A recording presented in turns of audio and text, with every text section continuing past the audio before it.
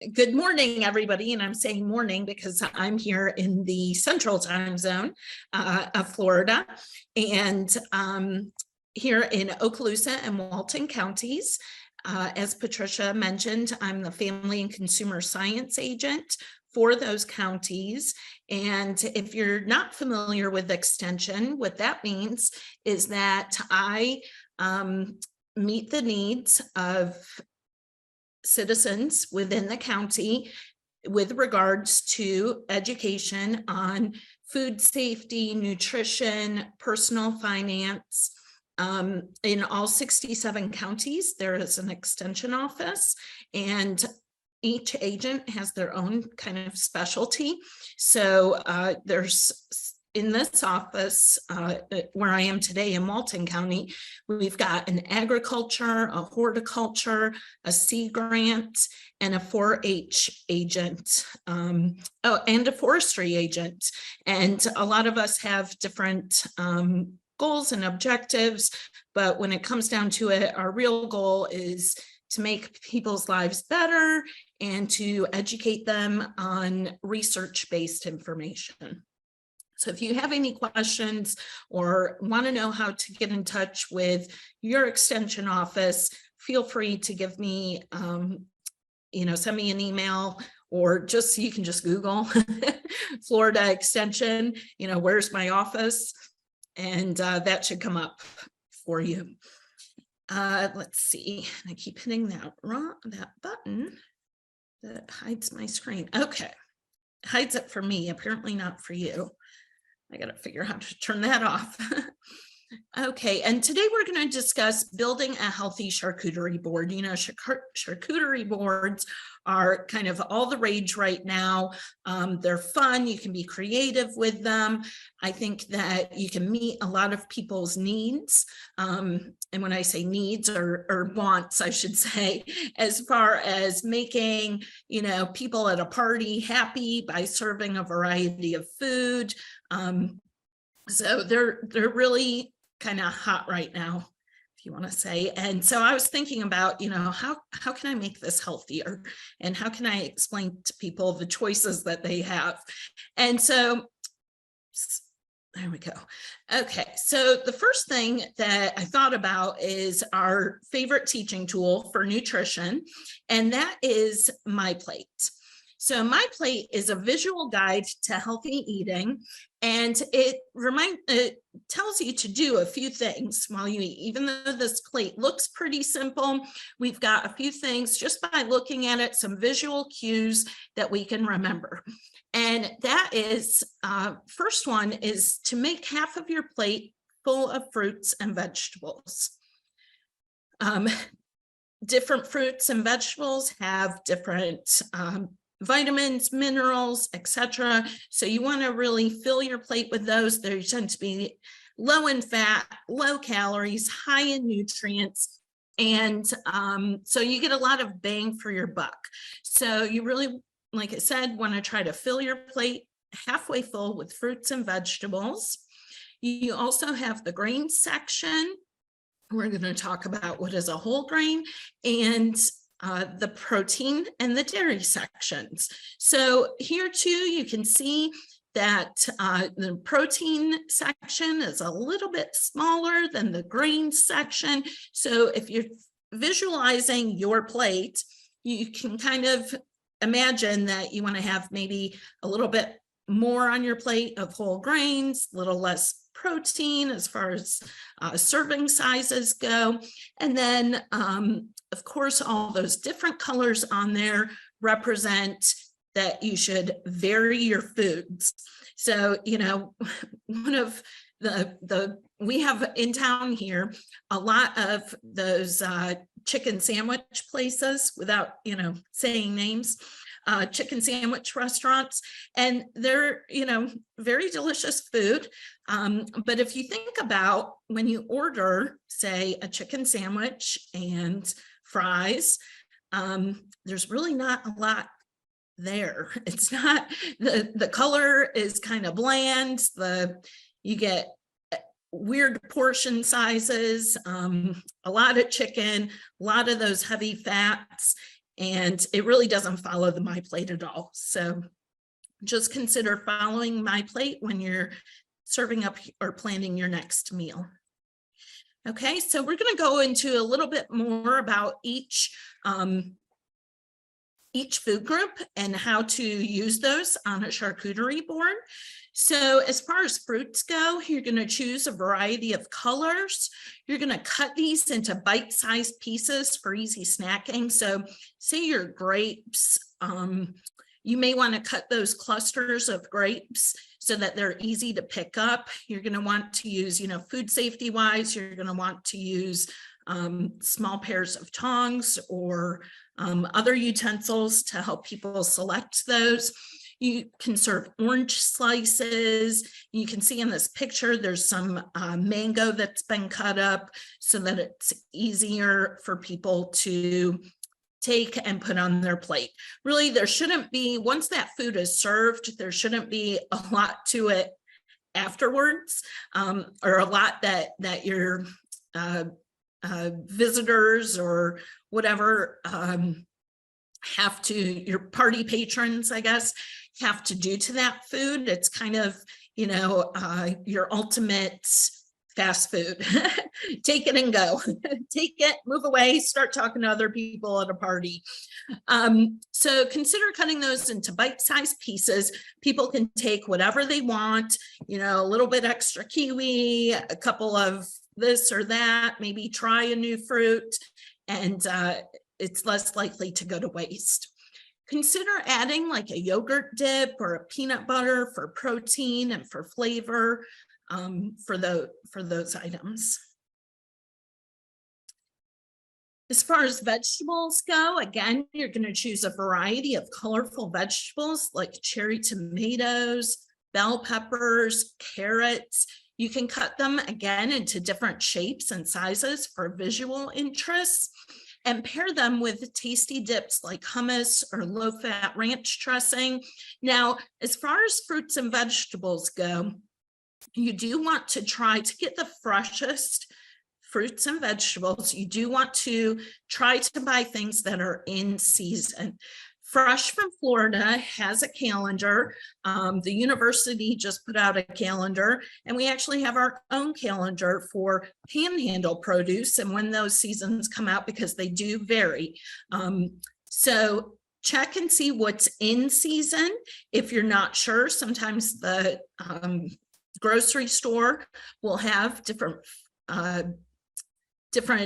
marketing items up. Check for the fresh from Florida label. That way you know that it hasn't traveled as far and you're trying to buy local, and if not local, at least within the state. So all of those things can help you get the freshest, best tasting fruits and vegetables. Buy from your local farmer, direct from them at a farmer's market. If you're not sure when something comes into season, that's a good time to ask your farmer, when do you expect these? When should I look for these? What's the growing season like? Okay. We're going to move on to whole grains. Of course, these are packed with nutrients that, really help our system to function. They help reduce risk of heart disease, diabetes, and cancers, and can include a variety. So it's not, I talked about some of those brown looking things from your favorite chicken place, but in this case, your whole grains, the brown is good, right?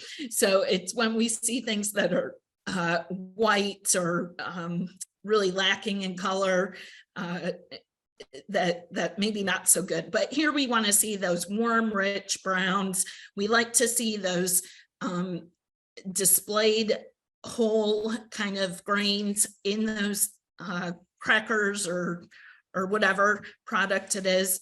So really just a signal that that may be a healthier option, maybe. We'll talk more about that. Okay, so when you are shopping for whole grain, what you really want to do, because we have lots of products that, say wheat or oat or whatever, and are colored to look like they are a whole grain. But when you are shopping for those products, what you really want to do is look for this whole grain label on the food label or somewhere on the package. So this is your signal that, you know, at least a certain percentage of this food is really from whole grain. So the food product has to say whole wheat, whole oat, whole whatever. You want to, that is your key word. Just saying wheat bread is not enough. What they've probably done is colored it to look like it should be healthier, how we perceive what something should look like. And it's not really, you're not really getting as much good out of it as you really can. Okay, so proteins. This is the tricky one because charcuterie really is all about, you know, meats and cheeses. So choosing healthy proteins when, if you look at that, I mean, if you are a protein or a meat eater, to me, that looks amazing. But we have to be careful when we are serving these foods and including them in our diet regularly. So we're going to want to maybe switch some of these out and include a variety of lean meats. So salmon, chicken, turkey, pork, beef. You can find lean versions of these in a variety of different and have a variety of different ways to serve them. We'll talk a little bit more about that too. Some different ways to serve those up so that you don't just have a bland piece of chicken or a piece of turkey. Because these look visually appealing. We like these foods, or if you like these foods, typically it's because they have fat, sodium, all those good things. I say good, I'm kidding, not health-wise, but taste-wise, really good things that are flavor enhancers. And what we want to do is, instead of choosing things that are high in fat and using fat, sodium, and even sugar or sweets to flavor our food, we want to choose lean meats and flavor them with herbs and spices. Another good option is using protein-rich nuts like almonds or walnuts and including a selection of cheeses. Of course, you want those to be low-fat cheeses if possible. Here is an example of some lean cuts, okay, for your charcuterie board if you were to purchase something. So you would look for, of course, the loin. You could stay away from this area here and from the ribs. Those are going to be higher fat content. So just an example of some things to look for. You can also read the food label. Those will tell you how much fat is in each serving. Okay. Dairy, of course, is a great source of calcium. A lot of it has added vitamin D. So you'll look for those low-fat dairy products. I hope you're getting, you know, kind of a sense here that things should be, you're going to choose low-fat options over those full-fat options when possible. And at any rate, so low-fat dairy products can also be a good source of protein, vitamins, and minerals. Some people may need to look for lactose-free options. We had a question come in. Yeah. It says, Margaret says, I think part of what is characteristic of a charcuterie board is that the meats are cold or room temperature, which usually means cured meat. And her question is, are there chicken or turkey versions of cured meat that could be used? There are, yes, there are lots of chicken and turkey versions that you can use. You also can actually, you know, beforehand, I know some of this is ideal because it's like the prep is, you don't have to do all the prep. You have to slice it, right? And for some people, that's all they want to do. That's the extent that they either have time for or feel comfortable with. And you can still create this really pretty display. But if you plan ahead, you can buy, like I say, those turkey or chicken options. There's even, I've made venison, which is a lean red meat, summer sausage, and I've monitored how much, you know, fat I've put in versus how much meat, so, and sodium that I used. But you can find lean options of just about anything these days, which is really, really cool. Although sometimes it gives us like too many choices, right? So it can be hard to sort through. But I encourage you to plan ahead. You know, there's nothing wrong with taking, say, some chicken breast and marinating it and cutting it up into cubes. And those chicken breasts, you know, you can even do that ahead of time. You can, after you cook it, you can freeze it and then warm it up or serve it cold when you're ready to use a charcuterie or put together your charcuterie tray. So I hope that answers everything, answers the question. And someone made a fun comment that said charcuterie boards are like adult Lunchables. Yes, we're going to talk about that. Somebody's reading my mind. That's eerie. So I have said that for a long time. Somebody asked me, I think it was one of my friends asked me, what is that? And I said, it's a Lunchable for adults. I said, it's those things that we loved when we were kids or our kids can't get enough of. So at any rate, we're going to talk now a little bit about tips for using or for creating a board. So you're going to want to use lots of color. Okay. Again, we talked about different vitamins and minerals are in different foods. So if I said to you, you know, what's the vitamin that oranges are known to have or citrus foods? What would anybody say? What's like the big vitamin?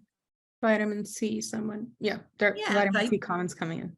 Vitamin C, that's exactly right. So that is good for your immune system. If I said, you know, what vitamin are carrots known for? Does anybody know? A? Yeah, vitamin A, and that vitamin is known for helping with your eyesight. And finally, what if I said bananas?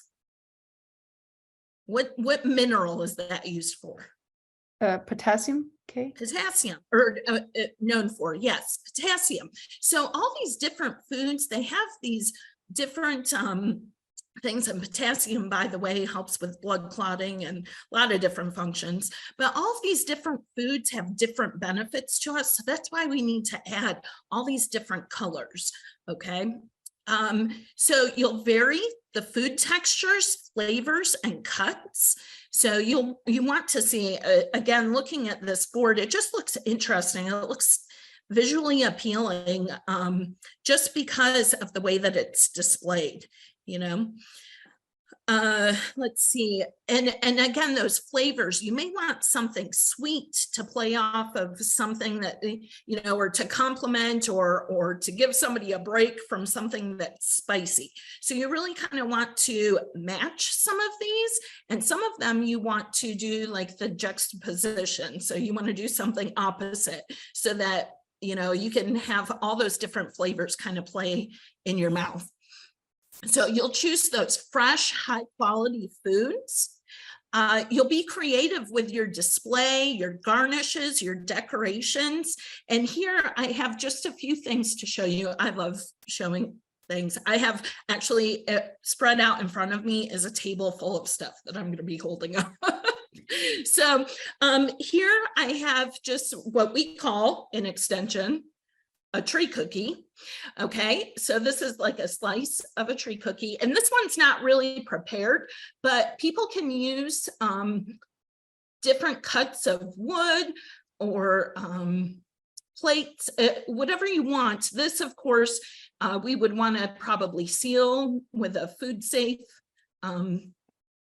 varnish, food safe polyurethane or resin, but this would be a great little charcuterie board display or for display. Here I got, you know, as far as being creative or having fun, this is one of my favorite holiday characters here. I've got my kind of, I said it's a cookie plate, but really this could be used for a charcuterie board and show a little bit of creativity. And if I wanted to, I could, you know, do a theme, a whole Grinch theme or Dr. Seuss theme. And then here I have another charcuterie board that is nice. It's on a Lazy Susan. It's a little bit bigger. It's plenty heavy, but this is a stone. And on this, I can actually write and label my products. So I use that sometimes when I have community workshops and I'm serving foods, just because it looks so nice. So be creative with your display. Use a variety of food safe but items to decorate and to use to build your board on. You'll use seasoning to add flavor. You know, if you're not sure what seasonings to use, they make a lot of really great mixes that you can get right in the, usually right in either by the barbecue or in the herb and spice section of the store. What you're going to look for though is the either reduced salt or no salt. So, and they have, you know, they'll name these things. So you kind of, you know, Caribbean spice or whatever. So you just pick whichever one sounds good to you. And go with that little spice mix. If you're, again, if you're shy on spices, shy to use them, you know, start with a little bit, have people taste test. If you like something, add some more. But I always say just start with a little bit and you can add more. But what you can't do is take away once you mix something together. So always start with just a pinch. Use easy to find ingredients. You know, sometimes I think we get overwhelmed because we have this picture in our head of like what it should be. Now, this charcuterie board that I'm showing, I didn't make that. I'm not sure I could really make something that looks that awesome. That was a, you know, picture that I got off of a site.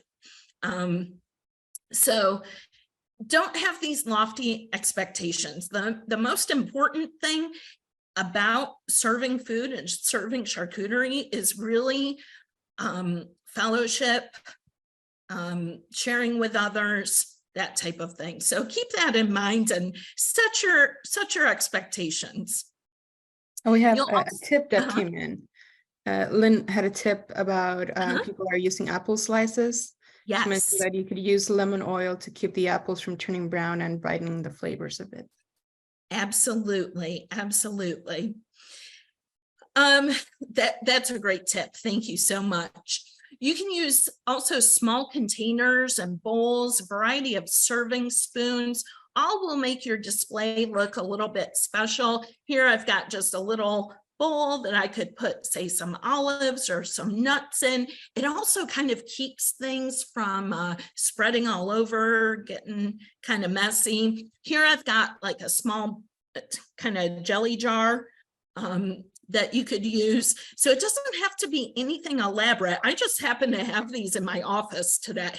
So I didn't go out and buy those. Now, I do know people who do have a lot of decor and they really enjoy this. So they, you know, they've got probably a shed full of stuff to use, but I just don't have room for that. So keep it simple and think about the experience that you're trying to have. Pre-cut and portioning items is always a good idea too. Like I said, even if you just start something so that people understand how something should be cut or what it should look like, you know, kind of can make your board go a little bit further. And like I said, kind of keep it a little bit neater looking. And then we've already talked about theming boards just for a little bit of extra fun. Let's see. Here I have a graphic just to show you, you know, we talked about, here's our Lunchables, right? But I'm calling them, and I'm going to trademark this, a charcutable. I hope everybody likes that. And I'm sorry if you don't, but I do love puns. So this is my own little take on it. But this is an example of what you could make. And you could even take a charcutable or charcuterie to lunch with you every day. And it could be a really great way to, let me see. Sorry, to get in, you know, servings of fruits and vegetables and grains and everything. So I'm going to show you an example of what my charcutable looks like today. So basically, I've chosen one or two things from each of these items or each of these food groups and built that in. Let me see if I can get a better. There we go. Okay, built that into my my regular, you know, to-go box. And here I've got strawberries, I've got broccoli and cauliflower and some pretzels, and I've got some herb roasted chicken breast. So that's what I plan on eating today. Like I said, I picked 1 to 2 things or items from each of these food groups. I also have some string cheese, okay? And for dip, I did add a little bit of dip. Oh, I gotta figure out my camera again because I moved it. So I've got some hummus here. So that's what I plan on having for lunch today, but it's, you know, these not only keep lunch or snacks interesting, but healthy, but it also keeps it interesting.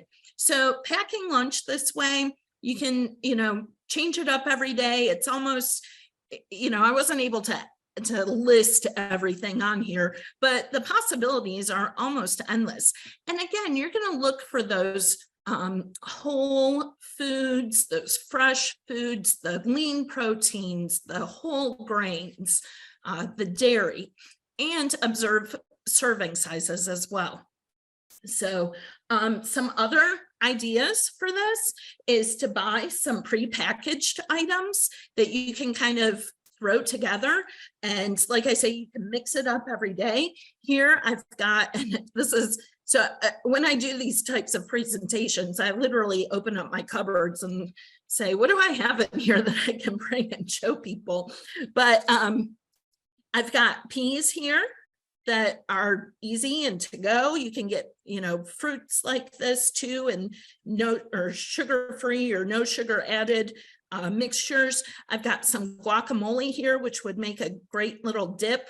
And what I like about these is that it's portioned so that portioned out. So if you buy the big containers, and you can add lemon to this also to keep it from going brown, but you know, it kind of turns really fast. And I've even got a little 100-calorie almond mix. So any of these, if I didn't have, you know, the meats or whatever, I could mix and match these. You could have your kids do this. You could, you know, it's just can be a lot of fun.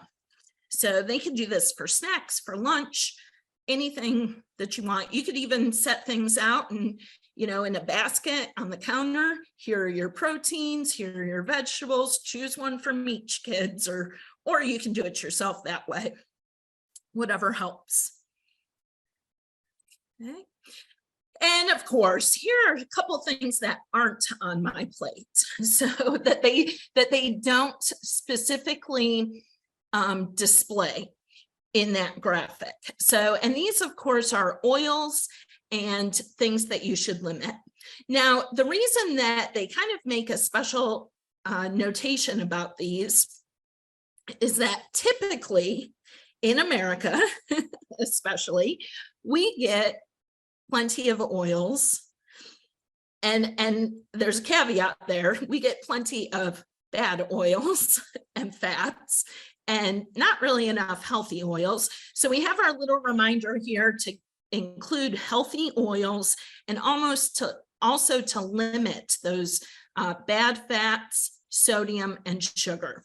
And I'm going to show you again. Like I said, I have a whole table here full of stuff. But again, here is an example of an artery. And here we have plaque buildup. And this is from choosing foods or having certain hereditary factors that lead to blockage. So this is foods that are high in sugar, fat, or sodium that can lead to this artery being lined with fat. And of course, if we fully get full of fat, we're going to stop the blood flow and cause heart attack or stroke. So really important to avoid that and increase our good oils. So things like olive oil, avocados, increase our good oils to help our cholesterol levels and fat levels go down. We have a question, a good question, I think, from Margaret. She asks, what about pickled items like kimchi? Yeah, so you can include those, but they wouldn't really, so they kind of are like an outlier, as long as they don't have a lot of sodium in them.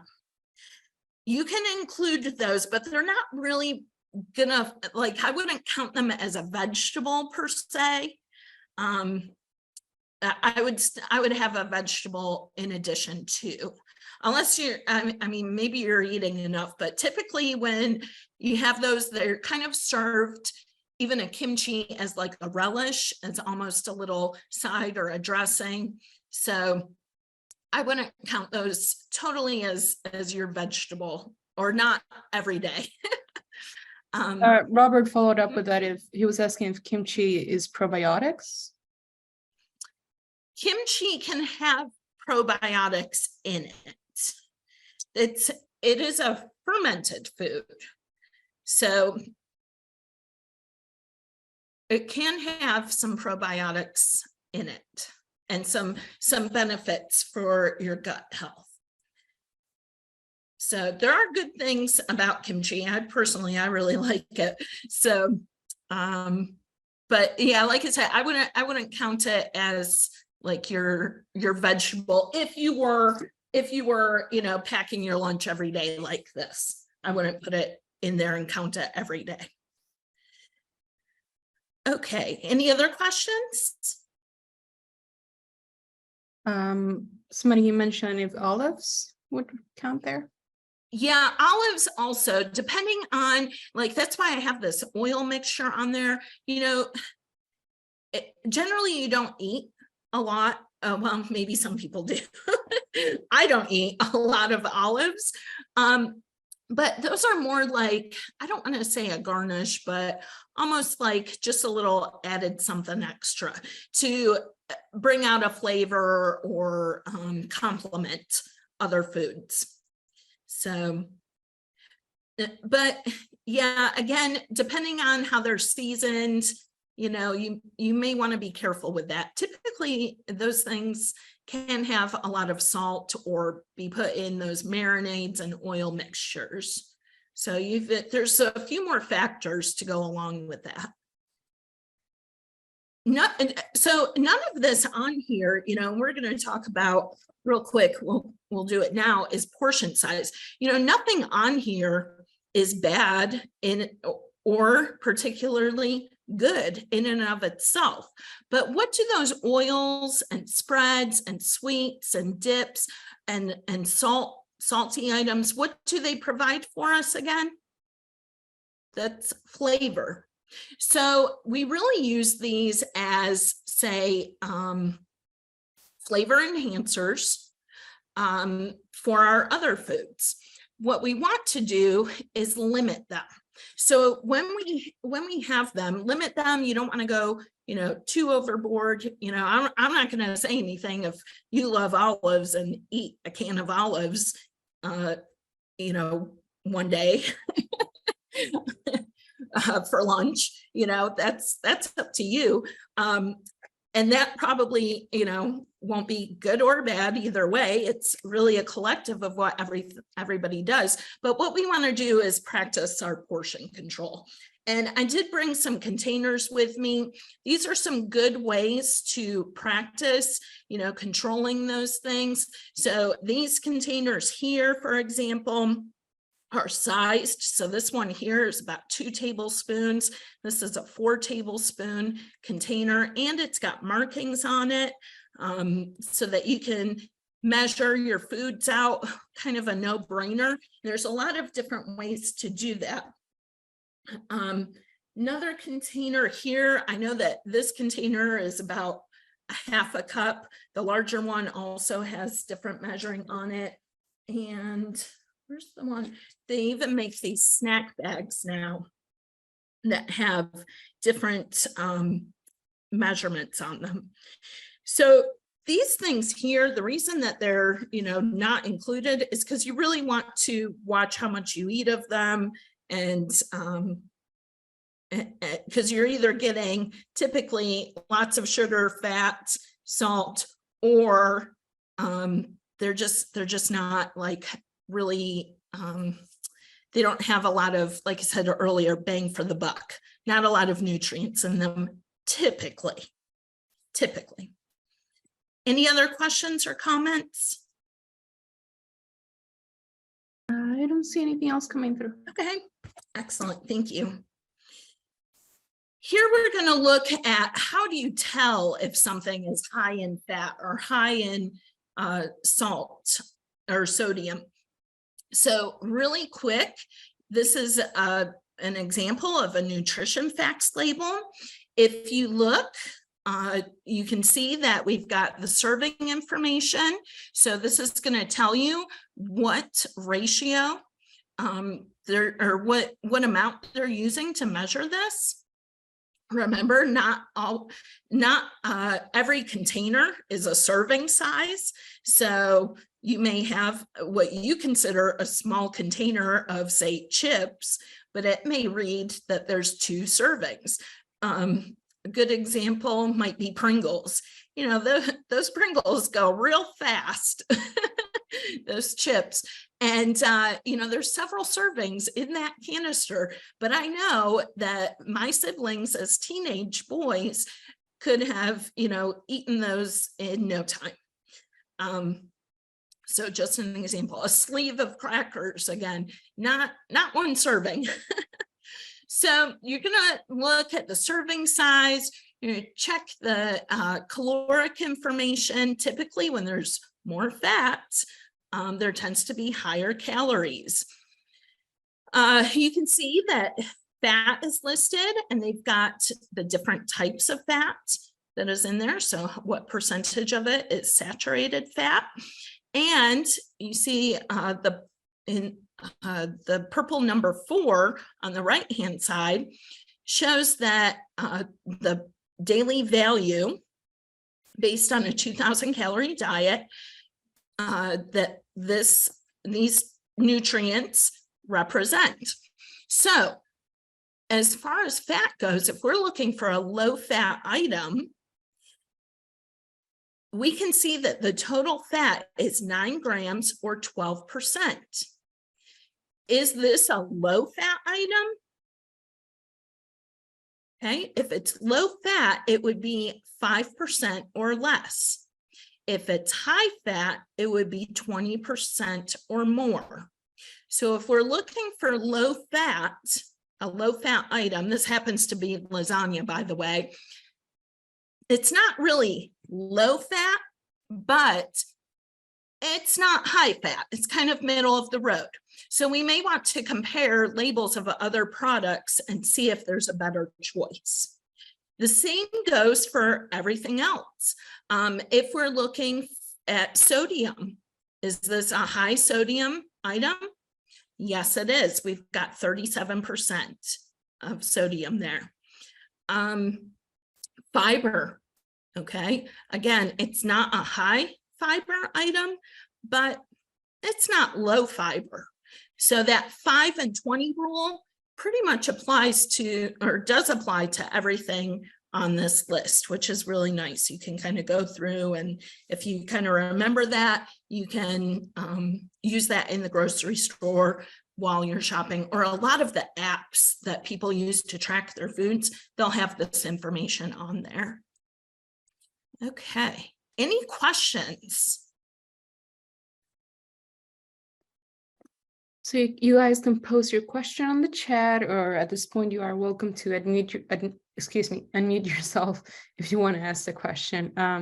There was a comment that came through that I wholeheartedly agree with, that somebody mentioned that they loved Mediterranean charcuterie boards. Mediterranean, oh yes. Oh, aren't they wonderful? Anything And with there's some foods on there that, you know, I love those theme boards, or even the Mediterranean diet. I love, there's a lot of benefits to it.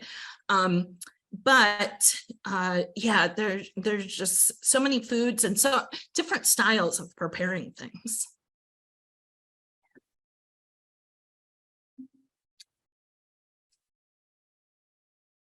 I don't see any questions coming through. Just people thanking you for the information. Excellent. I'm gonna go back to the top real quick.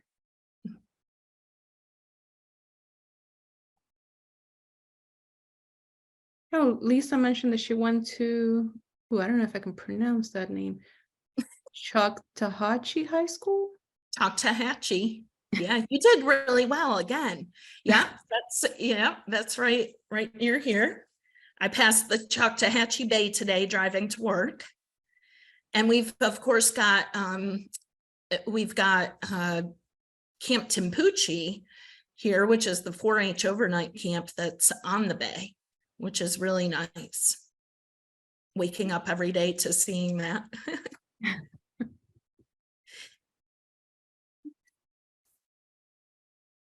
Yep, I'm not seeing any questions. Just again, people thanking you for the information. They saying that they appreciate it.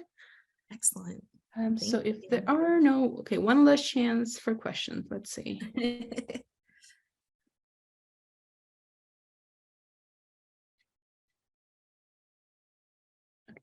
I think that's it.